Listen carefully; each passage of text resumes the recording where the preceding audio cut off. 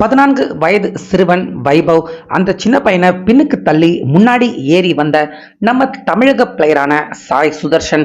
ஆனாலுமே விடாத சூரியவன்ஷி வைபவ் பின்னாடியே வந்து நம்ம தமிழக பிளேயர் சாய் சுதர்ஷன் அவருக்கு அடுத்தடுத்துன்னு மிகப்பெரிய அதிர்ச்சிகளை நேற்று பங்களாதேஷ் அணிக்கு எதிராக நடந்திருந்த 2வது T20 ஆட்டம் இந்தோர்ல நடந்திருந்தது.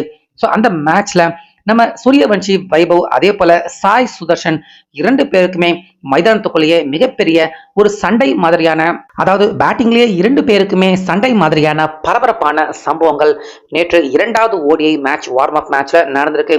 இதன் காரணமா நடுவுல நம்ம இவங்க 2 பேர் சண்டைக்குள்ள நம்ம மாட்டிக்கிட்டோமே அப்படின்னு பங்களாதேஷ் டீம் அவங்க எப்படி பந்து போடுறது அப்படின்னு தெரியாம திக்குமுக்க ஆடி போய் யாருமே எதிர்பார்க்காத சில ட்விஸ்டான சம்பவங்கள் இந்த செகண்ட் ODI வார்ம் அப் மேட்ச்ல நேற்று இண்டோர்ல நடந்திருக்கு. ஸோ அந்த வகையில் ரோஹித் சர்மா விராட் கோலி இவங்க 2 பேருக்காகவே பிரத்யேகமா நடத்தப்படுற வார்ம் அப் மேட்ச் இது அப்படின்னே சொல்லலாம். ஏன்னா 2027 வேர்ல்டு கப்புக்கு உள்ள இவங்க 2 பேருமே ஃபார்ம்ல இருந்தாதான் கண்டிப்பா BCCI சேர்த்துக்குவோம் உள்ள அப்படிங்கிற தகவலை திட்டவட்டமா சமீபத்துல சொல்லியிருந்தாங்க. அதனால தொடர்ந்து ODI மேட்சுகளை விளையாண்டு அவங்களுடைய ஃபார்மை நிரூபிக்க வேண்டிய கட்டாயத்துல ரோஹித் விராட் கோலி 2 பேருமே இருக்காங்க. அதற்காக நேற்று இன்டோர்ல பாத்தீங்கன்னா second ODI warm up match Bangladesh அணிக்கு எதிராகும். அதே போல நம்ம இந்தியன் டீம் விராட் கோலி அதே போல ரோஹித் சர்மா கேப்டன்சில நடந்துருந்துச்சு. இந்த ஆட்டத்துல டாஸ் ஜெயிச்சாரு ரோஹித் சர்மா. ஃபர்ஸ்ட் நாங்களே பேட்டிங் பண்றோம் அப்படிங்கிற முடிவையும் எடுத்தாரு. ஆனா ரோஹித் சர்மா அவர் கூட இதுக்கு முந்தைய ஆட்டங்கள்ல சூரியவன்ஷி வைபவ் அவர் தான் ஓபனிங் பார்ட்னர்ஷிப் பேரா சூரியவன்ஷி வைபவ் ரோஹித் 2 பேருமே இறங்கி இருந்தாங்க. ஆனா ரோஹித் சர்மா திடீர்னு என்ன நினைச்சாரோ தெரியல, வைபவ் அவரை தூக்கி கீழே போட்டுட்டு நம்ம தமிழக பிளேயர் சாய் சுதர்ஷன் அவர் கூட ரோஹித் சர்மா ஓபனராக களம் இறங்கினாங்க. ஸோ 2 பேருமே பாத்தீங்கன்னா சூப்பரா விளையாண்டாங்க. முக்கியமா ரோஹித் சர்மா அவர் சொல்ற மாதிரியே ஸ்ட்ரைக் ரொட்டேட் பண்ணிக்கிட்டு 6 அடிக்க வேண்டிய பால்லையும் 4 அடிக்க வேண்டிய பால்லையும் அழகா 4 தட்டி விட்டுக்கிட்டு சாய் சுதர்ஷன் 40 பந்துக்கு ஹாஃப் செஞ்சுரியை கம்ப்ளீட் பண்ணாரு. அதே போல மறுமுனையில அதிரடியா விளையாண்ட ரோஹித் சர்மா 38வது பந்துக்கு அவரும் பாத்தீங்கன்னா ஹாஃப் செஞ்சுரியை கம்ப்ளீட் பண்ணாரு. ஸோ ஓவராலா 10 ஓவர் முடிகிறப்ப இந்திய அணியின் ஸ்கோர் 85ஆக இருந்துச்சு.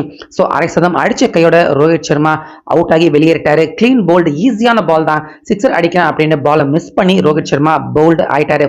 அதுக்கப்புறமா 3வது பிளேயராக விராட் கோலி வந்தாரு.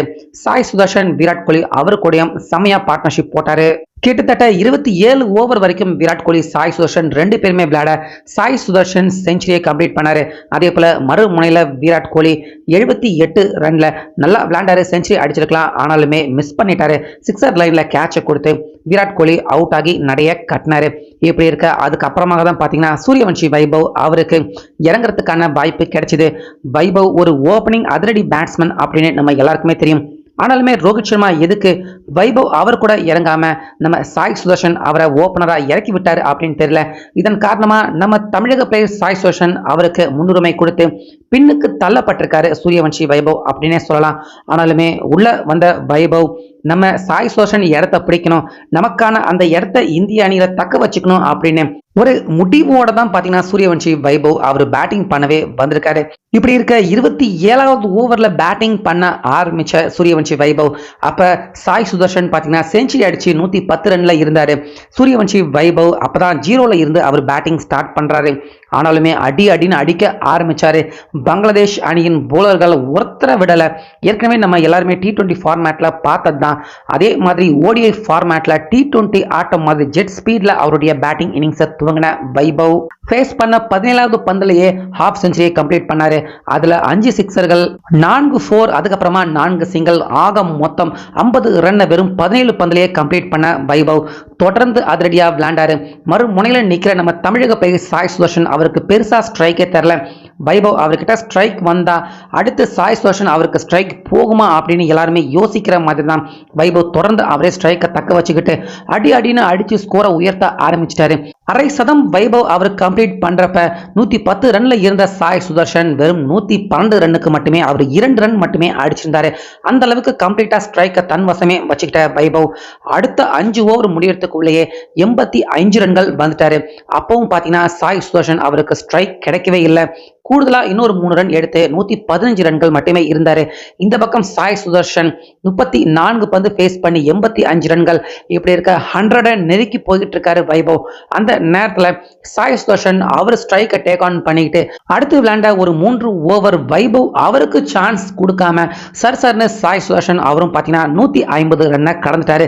இதன் காரணமா வைபவ் இந்த பக்கம் சாய் சுதர்ஷன் 2 பேருமே அவங்களுடைய பேட்டிங் ஏபிலிட்டி அந்த ஸ்கில் டேலண்ட்டை நிரூபிக்கும் விதமா பயங்கரமா 2 பேருமே நீயா நானா அப்படின்னு பேட்டிங்ல பொழந்து கட்ட ஆரம்பிச்சிட்டாங்க.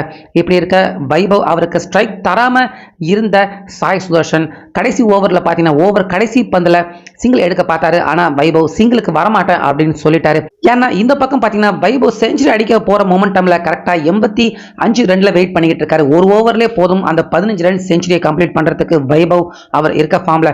ஆனால் சாய் சுதர்ஷன் சிங்கிள் எடுத்துக்கிட்டு அவர் அடிக்க ட்ரை பண்ணதால இந்த பக்கம் சிங்கிள் வரமாட்டேன் அப்படின்னு சொல்ல அதுக்கப்புறமா கரெக்டாக பார்த்தீங்கன்னா 40வது ஓவரில் தான் வைபவ் அந்த பக்கம் அவருக்கு பேட்டிங் சான்ஸ் கிடைச்சிது.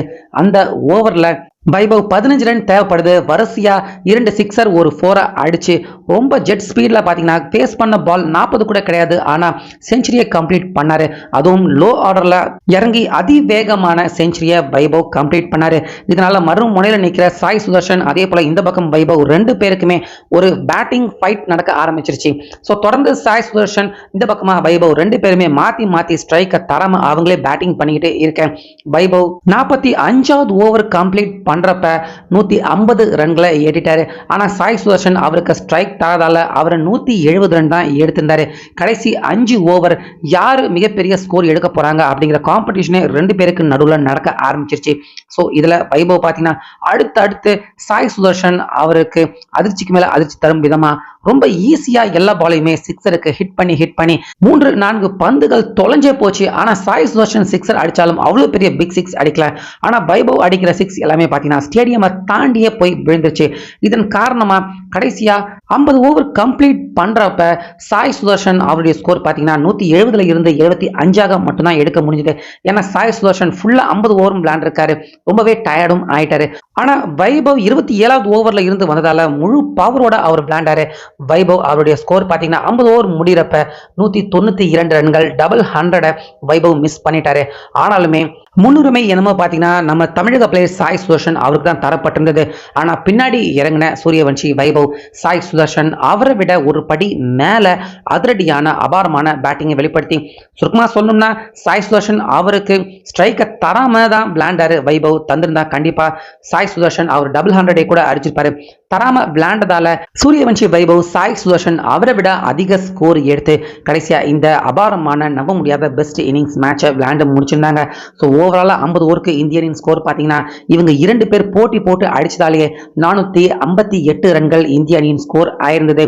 ஸோ பங்களாதேஷ் அணி ஏ அணி 50 ஓவர் இருந்தாலும் 450க்கும் அதிகமான ரன் அவங்க எட்டக்கூடிய ரன்னா 30 ஓவர் கூட ஃபேஸ் பண்ண முடியாம எல்லா விக்கெட்டையுமே 122 ரன்னுக்கே இழந்து ரொம்ப மோசமான தோல்வியை பங்களாதேஷ் அணி அடைஞ்சிருந்தாங்க. ஸோ ஓவராலா பேட்டிங்லேயே 2 பேருக்கும் இந்த மேட்ச்ல நடந்த சண்டை அதுக்கு நடுவில் மாட்டிக்கிட்ட பங்களாதேஷ் அணி அப்படின்னு யாருமே எதிர்பார்க்காத இந்த திருப்பங்கள் ட்விஸ்டான சம்பவங்கள் செகண்ட் ஓடிஐ வார்ம் அப் மேட்ச்ல இண்டோர்ல நேற்று நம்ம இந்திய அணி விளையாண்டிருந்தாங்க. முக்கியமா ரோஹித் சர்மா விராட் கோலி 2 பேருமே இவங்க 2 பேருடைய அந்த சண்டை பேட்டிங்கை பார்த்து கை தட்டி பயங்கரமா ரசிச்சாங்க.